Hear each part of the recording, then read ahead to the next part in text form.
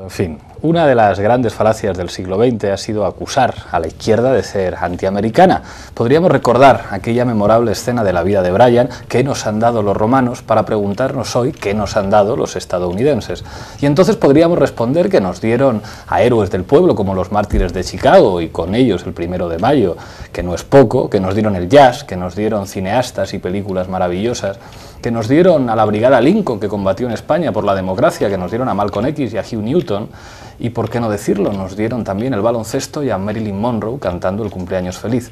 ¿Quién no ha fantaseado alguna vez con ponerse en la piel de JFK mientras la novia de América, con una sensualidad que erizaría la piel de cualquiera y desde luego la de este presentador, te dice eso de Happy Birthday to you?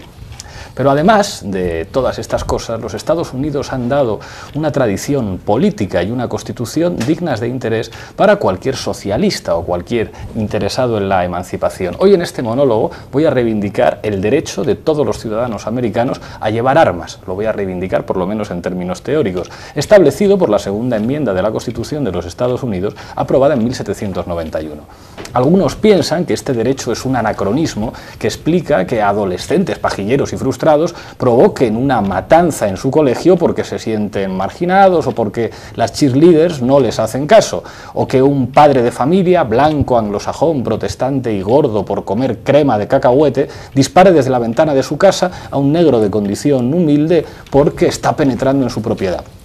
Pero estos casos, nada infrecuentes por desgracia, son solo síntomas de una sociedad enferma y nada tienen que ver con un derecho, el de portar armas, que es una de las bases de la democracia. Si algo sabían los patriotas americanos que expulsaron a los ingleses, es que la democracia es incompatible con el monopolio de la violencia por parte del Estado que inventó el absolutismo europeo. La democracia es tal si el poder está repartido, y si la base del poder es la violencia, el pueblo no puede delegar el fundamento de la soberanía.